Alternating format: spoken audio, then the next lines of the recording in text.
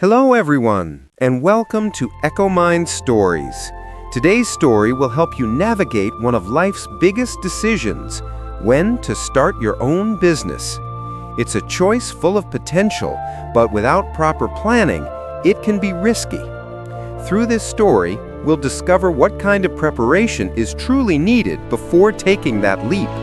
And along the way, we'll also learn some useful English words and how to use them in sentences. It's the perfect blend of life lessons and language learning. So stay with us till the end for an inspiring journey. In a small, lively town, there lived a 30-year-old man named Liam, a hardworking dreamer with big ambitions. By day, Liam worked as a salesperson for a company. By night, he sold corn dogs at a local food market to support his wife and 2 young children. Liam had always wanted to expand his small business with new menu items, but time and exhaustion held him back. His office job was demanding, and the stress had begun to wear him down. More and more, he found himself wondering, should I quit and focus on my business full-time? But the fear lingered. What if the business doesn't make enough to support my family? One Sunday, on his only day off, Liam took his family to the countryside to visit his elderly parents. After sharing a warm meal together, he decided to take a quiet walk around the village, and that's when he met Mr. Robert, a local farmer. Mr. Robert wasn't always a farmer. He once had a stable office job too. But years ago, he had left it behind to start his own agricultural business, and it had turned out to be a success. Liam saw hope in him. "Excuse me, Mr. Robert," Liam said.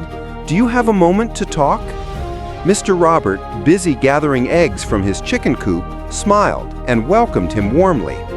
He noticed the worried look on Liam's face, unusual for the cheerful boy he once knew. Liam opened up about everything: his stressful job, his growing exhaustion, and his wish to resign and dedicate himself fully to his business.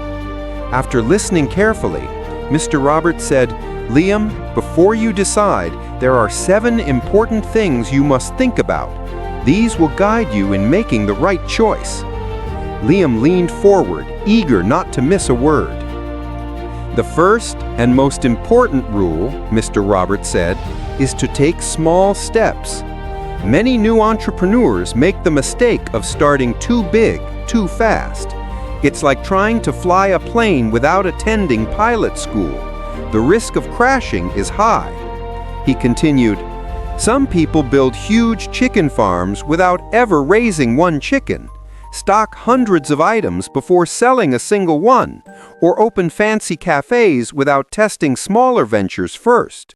You've probably seen such businesses fail within a year, despite grand beginnings." Liam nodded in understanding. "So, what should I do then?" "For beginners," Mr. Robert replied, "it's wiser to start small, like climbing stairs. Begin with a small investment to minimize risks. If you can sell 1 item, try selling 3. If you succeed with 3, aim for 10. Step by step, both your income and experience will grow." This first piece of advice struck a chord with Liam. He took a deep breath, absorbing the lesson.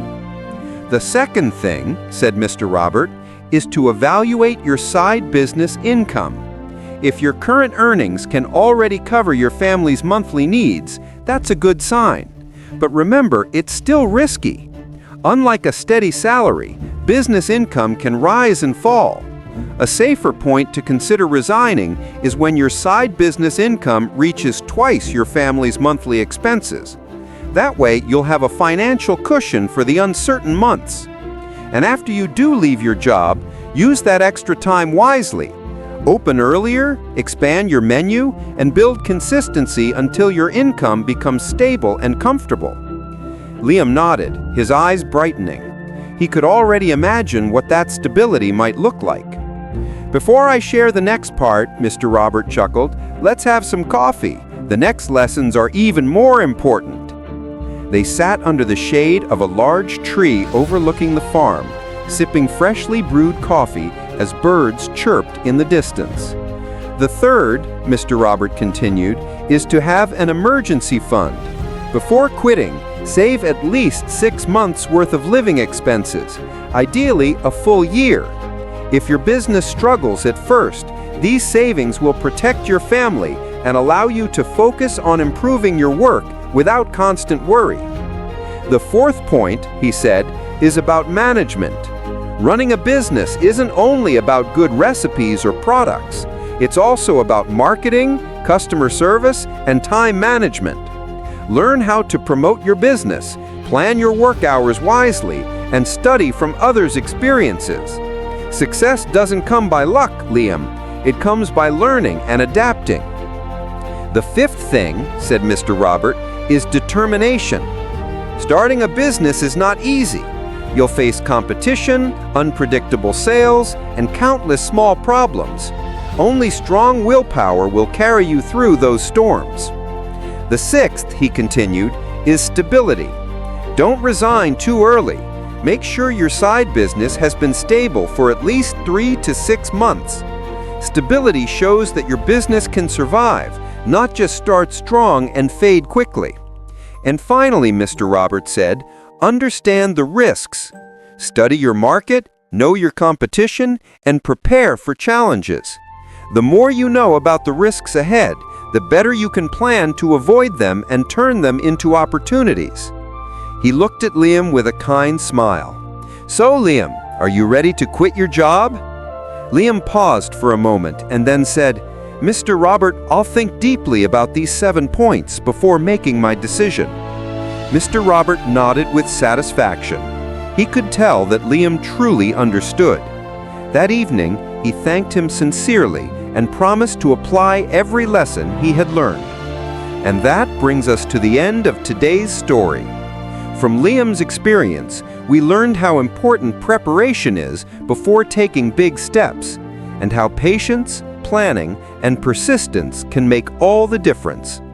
And remember, learning English can be fun and meaningful when you practice every day. So keep learning, keep growing, and keep believing in yourself. If this story inspired you, don't forget to like, comment, and share it. Thank you for watching, and see you in the next Wordy tale where we'll continue learning together.